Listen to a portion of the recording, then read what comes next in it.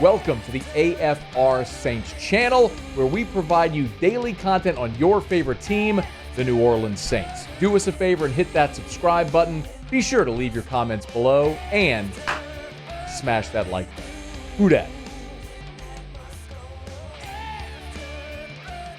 Very pleased to be joined by Brooke Kirchhofer from neworleans.football. They got a new video up. Mike, Brooke, and oh my God, sorry. I completely just blanked. Nick. I completely blanked on Nick. Why did I blank on Nick? I'm staring right at him. Brooke's with us. Hey, Brooke, how are you? Hey, Matt, I'm good. How are you? Don't tell Nick. I just like, my brain went blank. I didn't know if my mic was hot. I was ready to help. I just wasn't sure if you could hear me. Do not tell Nick. Everybody's going to tell Nick. Nick, I'm so sorry. I know your name. I know you. I don't know why. Like, I'm looking at this picture of the three of you doing the show, and I just completely blanked. It just was not coming to my brain. Anyway, that was a horribly embarrassing moment. I'm going to move on. Okay, so 53-man roster cut down Tuesday. What do you think is going to be the most difficult decision, a position or player? Ooh, if I'm looking at the entire roster, the two for me that are really, really hard is the guard position. I actually left Andres Pete off of my 53-man roster position. I'm sorry, off my 53-man roster projection. Mm-hmm. Here, we're both having a good start to this show here, Matt. At least you got the guy's name right. Yeah, right. No, for me, it's a tough one, and I wouldn't be surprised if the Saints end up picking Andres Pete to make the roster just because of his veteran leadership, and he's been on the team for a while. For me, I think it's time to move on at that position. You've got guys that are younger, healthier, that are maybe the future at that position. And look, he missed a lot of training camp with an injury. James Hurst came in, proved that he is the starting guard now at that position. And Andres Pete has almost really been kind of left behind. He was working with the 2s and 3s in preseason. And then, of course, we saw against the Texans last night. He just really could not win his one-on-one battles in that game. I would not be surprised if he's the surprise cut. By the way, Brooke, I agree with you. I don't think Pete makes the team. So my question, because they're going to keep Nick Saldiveri, right? I mean, I'd be surprised if they didn't. A 4th-round draft pick out of Old Dominion. They like him a lot. So who's the other backup lineman? Like, who do you think is that other swing player that they keep? Yeah, so right now, for my 53, I'll give you all the guys that I'm keeping. I'm keeping Ramczyk, Trevor Penning, Eric McCoy, Cesar James Hurst. Those are the locks, the starters, the starting 5. Outside of that, I've got Calvin Throckmorton, Nick Saldiveri, Landon Young, and Max Garcia. I kept Max Garcia because we've seen so many issues when the Saints don't have a true backup center. That's why I'm keeping him there. But with Saldiveri, Throckmorton, and Landon Young, I mean, they move those guys around a little bit. I also wouldn't be surprised if the Saints are eyeing a veteran guard when these 53-man roster cuts come out. And I wouldn't be surprised, too, if one of those cuts come out, too, that they're eyeing another punter across the league. I don't think they were thrilled with the camp Blake Gillikin had. I don't think Lou Hedley beat him out by any means. So it's another interesting position that I would keep my eyes on, probably Wednesday, Thursday, see if the Saints go grab a punter. So, Brooke, that's really interesting because I could have absolutely believed we're having a conversation about a specialist today, but I believed it would have been place kicker, not punter. So yeah. We'll put an asterisk next to that and keep an eye. But let me ask you about Lutz. And by the way, is it Blake Group or Groupie? Groupie. Groupie. Okay, that's what I've been saying. Okay. Is this actually like, I know Peter King had he floated the trade rumor last week, but I mean, Peter King and Sean Payton are close. So if he's floating that, he's getting it from somewhere. But is that realistic, Brooke? I mean, are they committed? Are they pot committed to Will Lutz?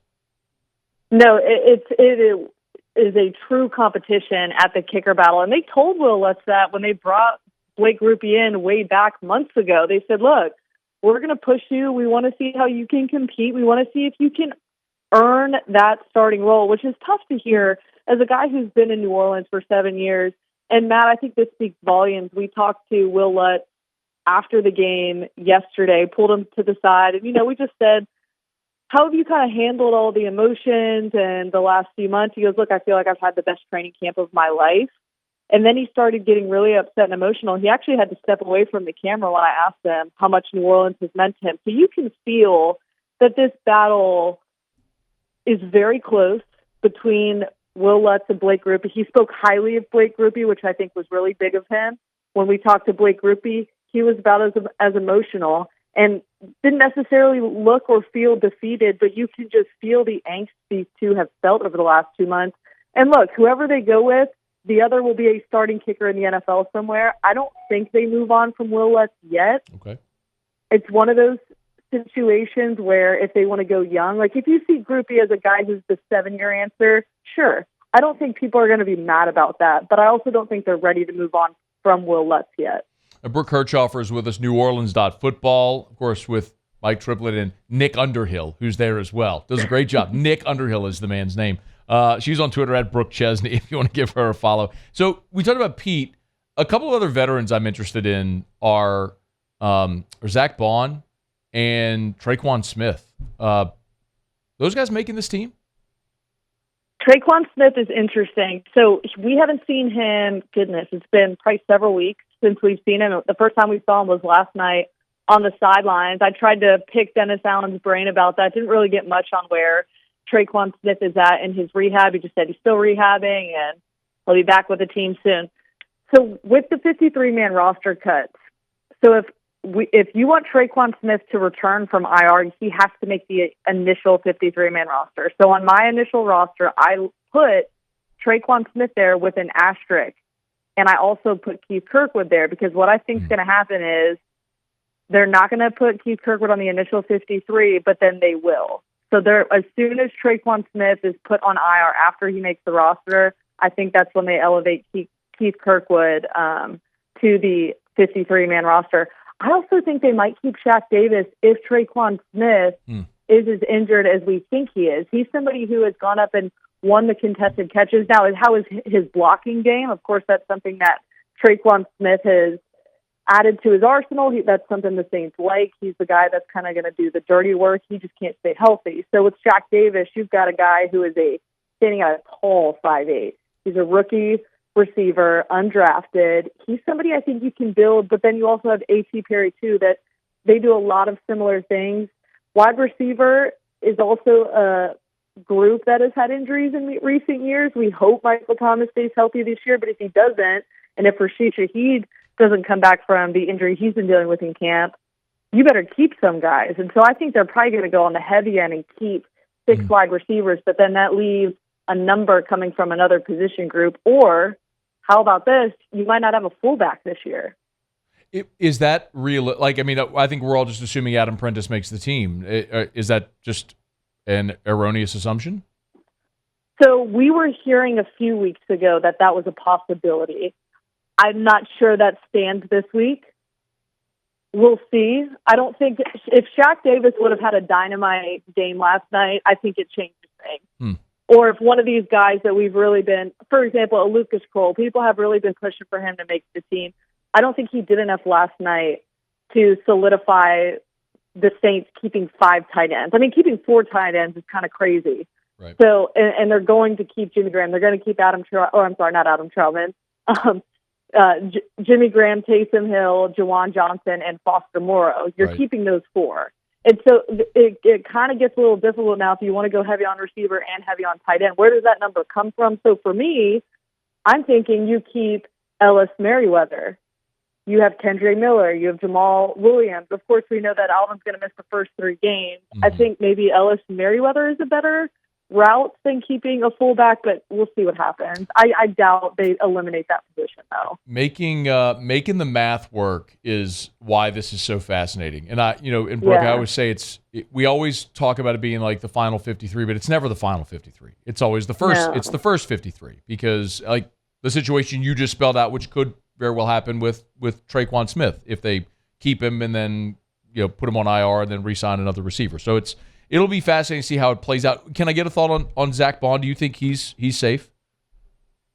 I think Jalen Smith won that 3rd linebacker spot. And I love his story. I love that it's still possible for these veterans who are kind of journeymen in the NFL for him to kind of deal with injuries. And he came in, I remember in Costa Mesa, and we just kept looking at each other from the sidelines like, is this the Mario Davis 2.0? I mean, the guy's range is incredible, and he plugged right in, didn't miss a beat. He was great in the 2 joint practices. He was great in the second preseason game with 2 huge third down stops. Then you saw him in the preseason game last night. We were kind of like, why is he still in the game? Like, to me, he solidified his role. Take him out. Like, you cannot afford injuries right now.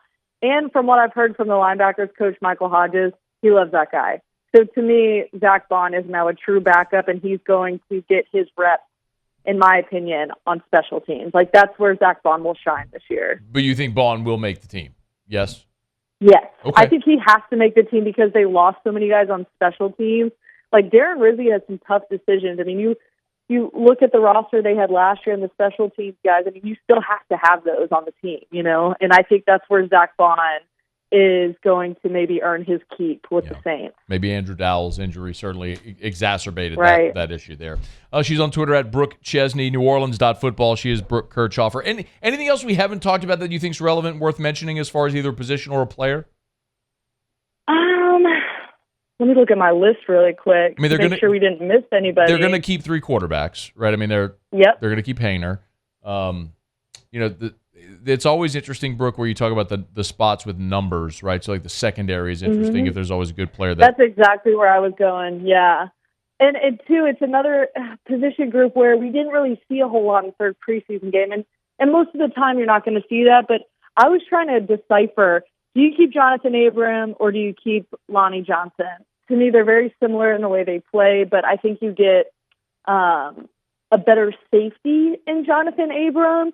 And to me, he's just made 1 or 2 more plays. Ugo Amadi is going to make this team. He has looked really good on special teams and in the secondary. And then with cornerback, I actually kept Anthony Johnson over Isaac Yiadom. He's another undrafted rookie. He's a longer corner, and as Dennis Allen said, they're kind of hard to find. We have kind of the super skilled, quick, smart, cornerbacks and Marshall Lattimore and Paul Debo and Alante Taylor. I think because Anthony Johnson is a little bit different in the way he looks and the way he plays corner, and to me, Isaac Yiadom gave up more plays in the preseason than Anthony Johnson. Maybe you keep him too, which is kind of crazy. I'm sure people are going to come at me and ask me why I'm keeping 3 undrafted rookies, but those are the 3 that really impressed me in camp. Brooke Kirchhofer, great stuff as always. neworleans.football, on Twitter at Brooke Chesney. We appreciate it, Brooke. Thanks so much. Thanks, Matt. I appreciate the time. Hey, thanks so much for watching. Please leave your comments. I love to interact, and be sure to hit the red subscribe button below.